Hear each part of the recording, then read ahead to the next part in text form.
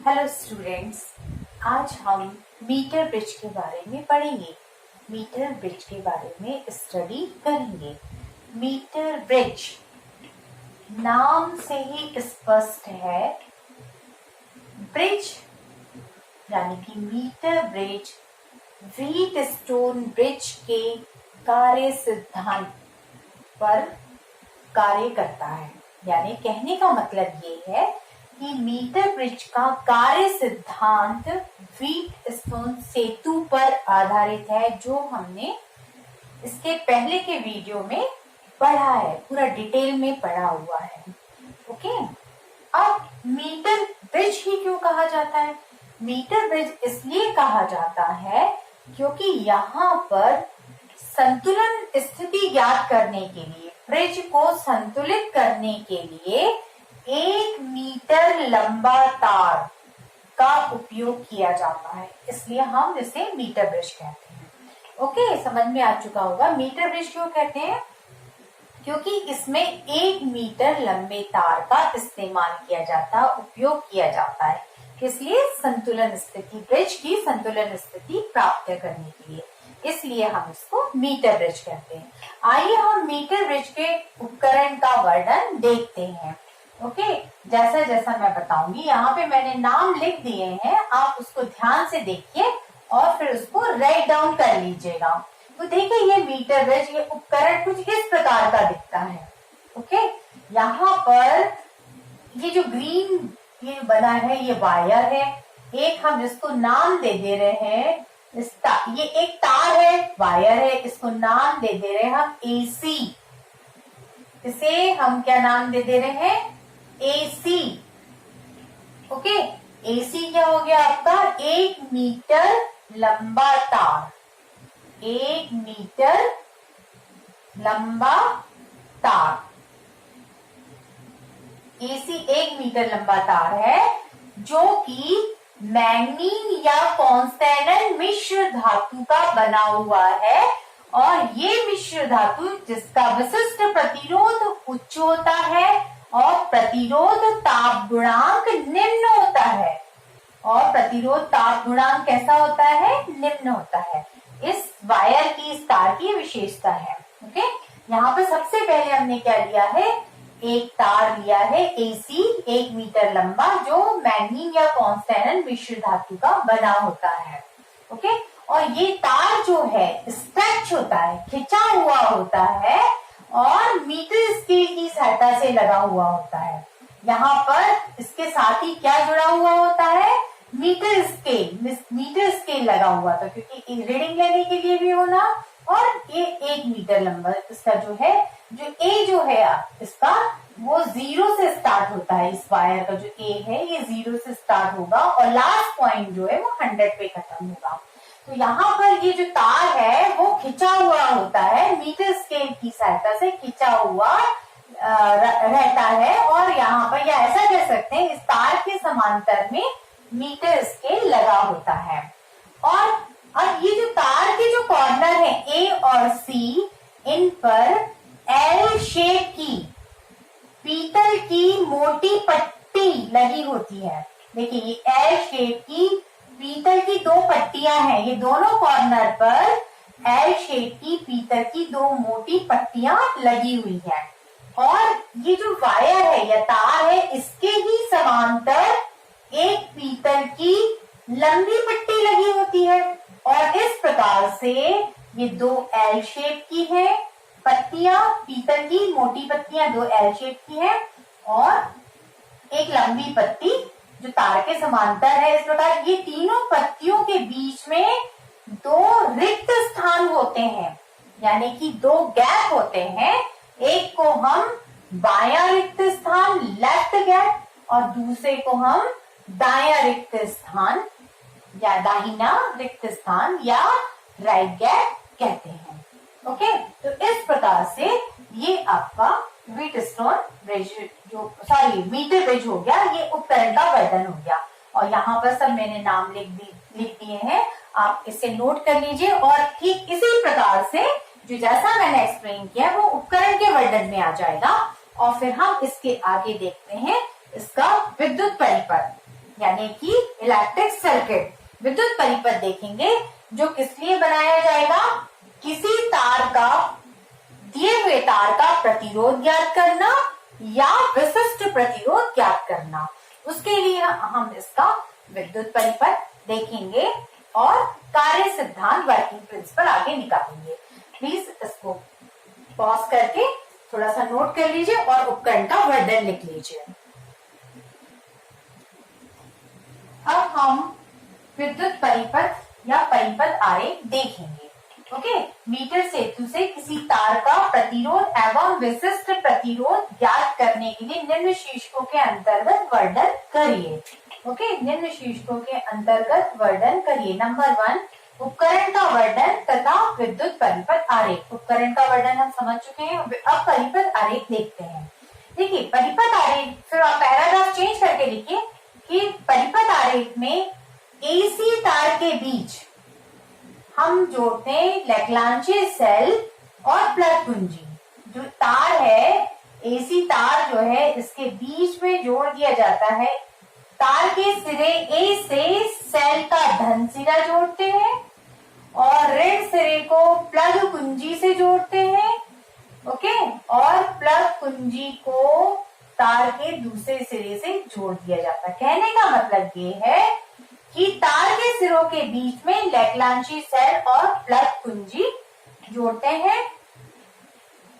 उसके बाद ये जो दो गैप हैं, इसमें हम जोड़ते हैं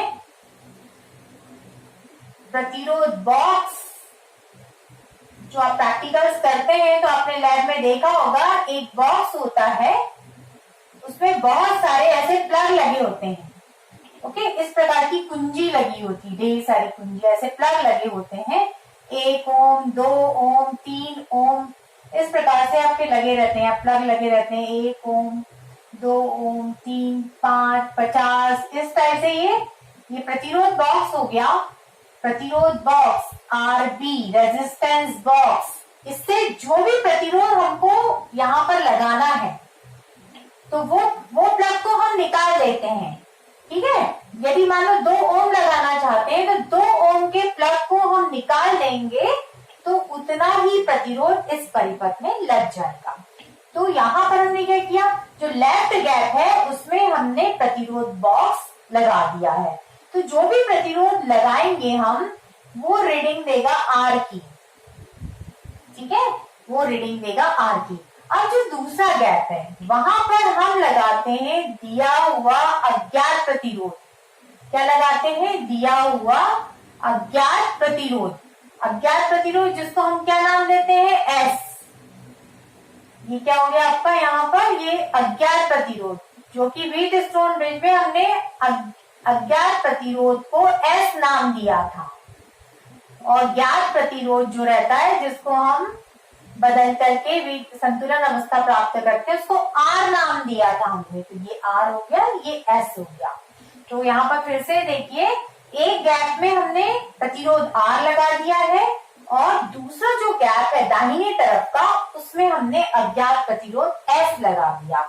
ओके, अब हम क्या करते हैं, यहाँ पर ये जो तार के समांतर पीतल की जो पट्टी है, वहां पर हम बी बिंदु से एक धारा मापी का ऋण सिरा जोड़ते हैं, यानी गैल्वेनोमीटर या धारा मापी का ऋण सिरा जोड़ते हैं, और धन सिरे को हम जोड़ते हैं, या धन सिरे को हम जोड़ते हैं जॉकी से।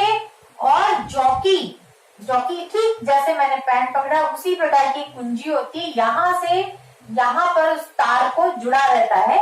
यहाँ पर ये तार जो है, ये धन सिरा, जो धारा मापी का धन सिरा, ये जॉकी के यहाँ पर जोड़ देते हैं। जॉकी मतलब कि सरकने वाली, खिसकने वाली कुंजी, विसर्पी कुंजी। तो या विसर्पी कुंजी भी कहते हैं। तो गैल्वेनोमीटर के धन सिरे को हम जॉकी से जोड़ देते हैं और जॉकी को तार पर चलाते हैं। ये तार जो है एसी पर चलाते हैं। ये जॉकी है, सपोज ये यहाँ से तार लगाओ, इस पे हम ऐसे धीरे धीरे चलाते हैं इसको। जो तार है उसका क्षेत्रफल सभी जगह एक समान होना चाहिए। ये सावधानी है कि जो तार लिया है हमने उसका क्षेत्रफल, अनुप्रस्थ काट का क्षेत्रफल, मतलब हर जगह पर अनुप्रस्थ काट का क्षेत्रफल सब जगह एक समान होना चाहिए। और ये क्षेत्रफल बदले ना, इसके लिए यहाँ जब चौकी को तार पर चलाएंगे हम तो रगड़ना नहीं है, दबाना नहीं है। यदि हमने तार को जोर से दबा दिया तो वहां से उसका क्षेत्रफल बदल जाएगा। ये सावधानी भी हो गई। ठीक है, तो क्या आते हैं यहाँ पर जो पीतल की प्लेट है, जो समांतर प्लेट है, तार के समांतर जो पीतल की प्लेट है, उसके बीच से हमने गैल्वेनोमीटर करंट सिरा और धन सिरे को हम जॉकी से जोड़ते हैं। जॉकी को तार पर चलाते हैं। तार के जिस बिंदु पर वो टच करती है, जॉकी को हमने रख दिया यहाँ पर, ये जॉकी जो है, जॉकी को हमने रख दिया है, तो जो जिस सिरे पर ये रखी हुई होती है वो सिरा जो होता है वो जिस मतलब तार के जिस बिंदु को ये स्पर्श करती है जॉकी, वो कहलाता है डी। इसको हम कहते हैं जॉकी, विसर्पी कुंजी। इसका एक और नाम क्या है? विसर्पी, खिसकने वाली विसर्पी कुंजी। ओके स्टूडेंट्स, ओके बच्चों, अच्छे से समझ में आ चुका होगा आपको। फिर से जल्दी से देख लीजिए, तार के सिरों के बीच में हमने जोड़ा है सेल और कुंजी, और जो दो रिक्त स्थान है, एक में हम कोई भी जोड़ सकते हैं किधर भी, तो हमने बाएं तरफ में अभी फिलहाल जोड़ दिया है प्रतिरोध R, मतलब जो लगाया है प्रतिरोध बॉक्स से निकालकर, जो ज्ञात करना है उसको दाहिनी तरफ जोड़ दिया है। और पीतल की पट्टी जो है उसमें जो सीधी पट्टी है उसमें बी से हमने जोड़ा है धारा मापी, और धारा मापी को हमने जोड़ा है जॉकी से। जॉकी तार के संतुलन बिंदु प्राप्त करने के लिए हम जॉकी को चलाते हैं। संतुलन बिंदु मतलब वो बिंदु हम प्राप्त करेंगे जॉकी को तार पर चलाकर जिससे धारा मापी में विक्षेप कैसा हो? शून्य हो। विक्षेप नहीं देना चाहिए, विक्षेप शून्य हो। तो जब जिस बिंदु पर हमको धारा मापी में विक्षेप शून्य मिलेगा वो बिंदु डी कहलाएगा। मतलब तार के जिस बिंदु को जॉकी स्पर्श करेगी शून्य विक्षेप स्थिति के लिए, ओके, तो वो बिंदु क्या होगा? डी बिंदु होगा या संतुलन बिंदु होगा। ओके, तो यहाँ पर अब हम तुलना करते हैं व्हीटस्टोन ब्रिज सिद्धांत पर कैसे काम करता है। तो व्हीटस्टोन ब्रिज में क्या लिया था हमने? 4 प्रतिरोध लिए थे। देखिए ए और सी के बीच में क्या जोड़ते हैं, ध्यान से देखिएगा। आपको व्हीटस्टोन ब्रिज याद है, मतलब ये परिपथ आसानी से याद हो जाएगा। व्हीटस्टोन ब्रिज में अपन ने क्या लिया था? यहाँ पे ए और सी के बीच में क्या लिया था? सेल और कुंजी। क्या लिया था अपन ने? सेल और कुंजी ली थी। देखिए यहाँ भी ए और सी के बीच में क्या जुड़ा हुआ है? सेल और कुंजी जुड़ी हुई है। ठीक है, बी और डी के बीच में क्या जुड़ा था? धारा मापी और कुंजी K2। ओके, यहाँ पे भी देखिए बी और डी के बीच में क्या जुड़ा हुआ? बी और डी के बीच में धारा मापी और की मतलब कुंजी। यहाँ पर ये हो गया बी और डी के बीच में। तो यहाँ पे आप देखिए इसको क्या नाम दिया था? P, इसको क्या नाम दिया था? Q, इसको क्या नाम दिया था आपने? R, और इसको क्या नाम दिया था? S। ठीक है, तो ये हो गया आपका R, ये हो गया S, और एडी तार का प्रतिरोध आप देखोगे ये कहलाएगा P, और डीसी तार का प्रतिरोध ये कहलाएगा Q। ओके, तो आपको सर्किट डायग्राम बहुत अच्छे से समझ में आ गया होगा। ये वाला तार का प्रतिरोध क्या कहलाएगा? P, और ये तार का प्रतिरोध कहलाएगा Q, P, Q, R और ये S। ओके, यहाँ पर ये तार का जो प्रतिरोध है, ये पूरा जो एडी तार का प्रतिरोध क्या कहलाएगा आपका? यहाँ से यहाँ तक क्या कहलाएगा? P, और यहाँ से यहाँ तक का डीसी तार का प्रतिरोध क्या कहलाएगा? Q। ये हो गया P, Q, R, S, और ये हो गया आपका AC के बीच में सेल और कुंजी, B और D के बीच में धारा मापी और जॉकी। इसको नोट कर लीजिए अच्छे से और मेमोरी में आप इसको रख लीजिए। उसके बाद हम सूत्र का निगमन करते हैं। ओके, अब सूत्र की स्थापना के लिए देखिए हम क्या करते हैं। सूत्र की स्थापना के लिए सबसे पहले हमने प्लग कुंजी में हमने प्लग लगा दिया। ओके, के नाम दे दीजिए प्लग कुंजी के में हमने प्लग लगा दिया, प्लग इंसर्ट कर दिया। प्लग लगाने से क्या होगा? सेल से धारा प्रवाहित होने लगेगी। अब ये तार में भी धारा प्रवाहित होगी, तार में धारा प्रवाहित होगी। तो हम क्या करते हैं, ये जॉकी जो है इसको हम तार पर A से C की तरफ चलाकर एक बिंदु ऐसा प्राप्त करते हैं जिसके लिए धारामापी में विक्षेप शून्य हो। ओके, इसका मतलब धारामापी से कोई धारा नहीं बह रही है। बी और डी बिंदु पर विभव एक समान है, यानी कि कौन सी स्थिति प्राप्त होगी हमको? संतुलन स्थिति। ब्रिज की कौन सी स्थिति प्राप्त होगी? संतुलन स्थिति। मतलब हमने क्या किया है, की में प्लग लगा दिया, चौकी को चलाकर एक ऐसा बिंदु प्राप्त किया डी जिसके लिए धारामापी में विक्षेप शून्य है, यानी धारामापी में कोई धारा नहीं बह रही है। जब कोई धारा नहीं बहती है धारामापी में तो संतुलन ब्रिज जो है संतुलन स्थिति में आ जाता है। अब इस संतुलन स्थिति में जब ब्रिज आ गया है तो हम क्या करते हैं, ये संतुलन बिंदु जो है या शून्य विक्षेप जिस बिंदु पर प्राप्त हुआ उसको हम संतुलन बिंदु कह सकते हैं। तो हम संतुलन बिंदु की तार के प्रथम सिरे से लंबाई को नाप लेते हैं, मतलब एडी हमने नाप लिया तो ये आ गया, इसका मेजरमेंट आ गया, मान लीजिए यहाँ तक के, सॉरी एडी यानी यहाँ तक इसका मेजरमेंट आ गया एल सेंटीमीटर। तो ये शेष जो बच रहा है वो कितना हो जाएगा आपका? डी से सी कितना हो जाएगा? 100 माइनस एल सेंटीमीटर। ये हमने लंबाई नाप ली। अब सेतु संतुलन स्थिति में आ गया। संतुलन स्थिति में हम जानते हैं व्हीटस्टोन सेतु सिद्धांत से P by Q is equal to R by S. तो R क्या हो गया? यहाँ से जो आपने प्रतिरोध निकाला था 2 ओम जो भी निकाला हो, और S यानी अज्ञात प्रतिरोध जिसको हमको ज्ञात करना है। R की तरफ जो तार आ रहा है यानी एडी तार, एडी तार का जो प्रतिरोध है ये कहलाएगा P। एडी तार के प्रतिरोध को हमने क्या नाम दे दिया है? P नाम दे दिया है। और डीसी तार के प्रतिरोध को हमने क्या नाम दे दिया है? Q। तो हो गया ना P by Q R by S. Okay, पूरा ब्रिज बन गया आपका, ये वाला पूरा ब्रिज बन गया। देखिए P बाई क्यू और R बाय एस। ओके, और यहाँ पर देखिए, यहाँ पर सारा वही सिचुएशन होगी जो मैंने पहले समझाया। बी और डी के बीच में धारामापी जुड़ा हुआ है और ये कुंजी है जॉकी, धारामापी और कुंजी। ए और सी के बीच में भी सेल और कुंजी, और पी क्यू आर एस पूरा व्हीटस्टोन ब्रिज बन गया। अब जल्दी से हम इसका मान रख देते हैं, मतलब कि यहाँ पी क्या है? एडी तार का प्रतिरोध। एडी तार का प्रतिरोध निकालना है। मान लीजिए तार जो है, हमको मालूम है इसका क्षेत्रफल सब जगह एक समान है। तार के 1 सेंटीमीटर लंबाई का, 1 सेंटीमीटर लंबाई का प्रतिरोध है। मान लीजिए कितना है इसका प्रतिरोध? कितना है? x ओम। ओके, 1 सेंटीमीटर का प्रतिरोध कितना है? 1 सेंटीमीटर का प्रतिरोध कितना है? x ओम है। तो l सेंटीमीटर का कितना हो जाएगा? l into x. L मतलब एडी तार का प्रतिरोध जिसको हमने P नाम दिया है। एडी बराबर कितना है? L सेंटीमीटर तार का प्रतिरोध कितना हो जाएगा? L into x. इसी प्रकार से 100 माइनस L सेंटीमीटर तार का प्रतिरोध कितना हो जाएगा? 100 माइनस L इंटू एक्स। तो समझ गए होंगे 1 सेंटीमीटर तार का प्रतिरोध कितना है? 1 सेंटीमीटर तार का प्रतिरोध x ओम है, तो इसलिए L सेंटीमीटर तार का प्रतिरोध हो जाएगा Lx।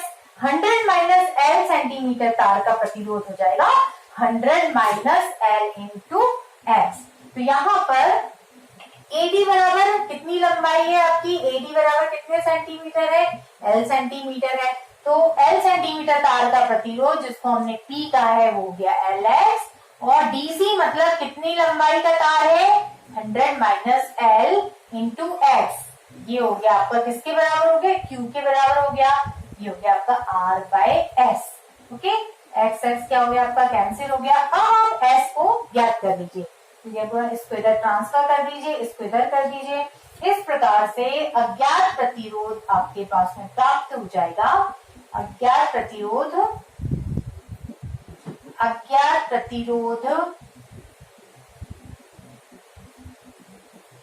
S बराबर से, यहाँ पे S ले आइए, S बराबर से हो जाएगा R इंटू 100 माइनस L, ये इधर चला जाएगा, और अपॉन में हो जाएगा N। और इस प्रकार से हमको ये अज्ञात प्रतिरोध जो है S प्राप्त हो गया। ठीक है, इतना पॉज कर लीजिए, आप पॉज करके स्क्रीनशॉट करके नोट कर लीजिए। अब स्टूडेंट्स हम देखते हैं आगे कि यहाँ पर जो इंस्ट्रूमेंट है इसमें जो पीतल की पत्तियां हैं इनका भी कुछ ना कुछ तो प्रतिरोध होगा ना, तो उसको गंडा में नहीं लिया, उसके कारण त्रुटि आ जाती है, और पीतल की पत्तियों के कारण जो त्रुटि आती है उसको कहते हैं अंत्य त्रुटि। और इसके निवारण के लिए या दूर करने के लिए, संशोधन करने के लिए हम प्रतिरोध R और S को आपस में इंटरचेंज कर देते हैं, मतलब R की जगह S लगा देंगे और S की जगह पे R लगा देंगे, और इनको आपस में बदलकर प्रैक्टिकल करना ही अंत्य संशोधन कहलाता है, अंत्य त्रुटि का निवारण कहलाता है। अब हमने अज्ञात प्रतिरोध S को बाएं तरफ लगा दिया है, कौन से स्थान में लगा दिया है, बाएं रिक्त स्थान में लगा दिया, ठीक है। और ये प्रतिरोध S को हमने यहाँ पर लगा दिया है बाएं रिक्त स्थान में, तो यहाँ आ गया प्रतिरोध S, ये आ गया प्रतिरोध S आ गया, और R को हमने लगा दिया, ये हो गया आपका रेजिस्टेंस R लगा दिया यहाँ पर। तो अब फिर से वही प्रोसेस करेंगे, संतुलन बिंदु प्राप्त करेंगे और संतुलन तारी लंबाई L ज्ञात करेंगे, जितनी भी L आएगी उतना 100 माइनस L हो जाएगा। अब अपने को मालूम है P by Q is equal to R by S, तो R बाई एस, तो इस साइड का अब क्या कहलाएगा, डीसी तार का प्रतिरोध क्या कहलाएगा, P, ठीक है ना, R बाई एस, तो ये हो जाएगा P और ये हो जाएगा Q। तो चलिए अब रिक्त स्थान में लगाने पर क्या हो रहा है, यहाँ पर देखिए अपने को सिद्धांत से व्हीटस्टोन या संतुलन सिद्धांत से डायरेक्ट लिख दीजिए, संतुलन अवस्था में, संतुलन सिद्धांत से देखिए अब क्या होगा, सिद्धांत से आप लिख सकते हैं R by S, R by S, R की तरफ R by S, P by Q, P यानी कितना हो जाएगा आपका 100 माइनस L तार की लंबाई है, और X ओम का गुणा कर दो तो पूरे तार का प्रतिरोध हो जाएगा, जो कि हम इसको क्या कहते हैं, इस तार के प्रतिरोध को हमने क्या कह दिया, P यहाँ पर फिलहाल, ओके, यहाँ पर क्या हो गया, ये P कैपिटल P के बराबर हो गया, और ये हो गया आपका Q, L लंबाई का तार, P बाई Q, L लंबाई का तार, तो L लंबाई और एक सेंटीमीटर तार का प्रतिरोध X, तो LX हो गया, जिसको हम क्या कहते हैं Q, P बाई Q, और इस प्रकार से कैंसिल हो गया, S को इधर ट्रांसफर कर दीजिए, तो S बराबर कितना आ जाएगा, S इधर चला गया, ये इधर आ गया आपका R इंटू, S इधर चला गया, R इंटू स्मॉल l इधर चला गया, और 100 माइनस l, ये हो गया आपका यहाँ पर, वहां पे 100 माइनस l ऊपर आ रहा था या नीचे आ जाएगा, इसको हमने नाम दे दिया S डैश। अब हम क्या करते हैं, S व S डैश का माध्य ले लेते हैं, दो रीडिंग ले लिया अपन ने, एक बार हमने R को या ऐसा कह दीजिए S को दाहिने तरफ लगाया, अज्ञात प्रतिरोध को दाहिने तरफ लगाया, और एक बार बाएं तरफ लगाया, तो S डैश, S व S डैश का माध्य लेकर प्रतिरोध ज्ञात कर लेते हैं, माध्य लेकर प्रतिरोध, तार का प्रतिरोध ज्ञात करते हैं, ठीक है ना, जो तार दिया है उसका प्रतिरोध हम ज्ञात कर लेते हैं। यदि क्वेश्चन में प्रतिरोध निकालने बोला है तो यहीं तक करेंगे। अब बोला है विशिष्ट प्रतिरोध निकालिए, तो विशिष्ट प्रतिरोध का क्या फॉर्मूला होता है, हमने विशिष्ट प्रतिरोध में आता है R, वैसे हम क्या लिखते हैं विशिष्ट प्रतिरोध में, RA बाय L, तो R की जगह फिलहाल हमने क्या दिया है, प्रतिरोध को नाम दिया है S, तो हमने S लिख दिया है मैंने S, और ये क्या है, तार का क्षेत्रफल है, और कैपिटल L क्या है, लंबाई है। इस तार को जो दिया है प्रतिरोध, उसको हम क्या करते हैं, मीटर स्केल की सहायता से उसकी लंबाई को नाप लेते हैं, तो यहाँ पे लंबाई कितनी आई L, और स्क्रू रेज की सहायता से हम तार की त्रिज्या निकाल लेते हैं, तो हमको क्षेत्रफल A बराबर पाई आर स्क्वायर भी मिल जाएगा, और S हमने ज्ञात कर चुके हैं। इस प्रकार से इस सूत्र में मान रखकर, प्रतिरोध का मान रख के, क्षेत्रफल पाई आर स्क्वायर का मान रखे, और दिए गए तार की लंबाई L का मान रख के हम दिए गए तार का विशिष्ट प्रतिरोध ज्ञात कर सकते हैं। ओके, आई होप आपको अच्छे से समझ में आया होगा, अच्छे से समझ के आप पढ़िए, 100% आप इसको कर सकते हैं। Thank you for watching.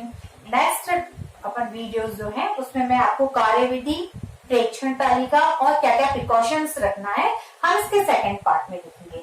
Okay, thank you.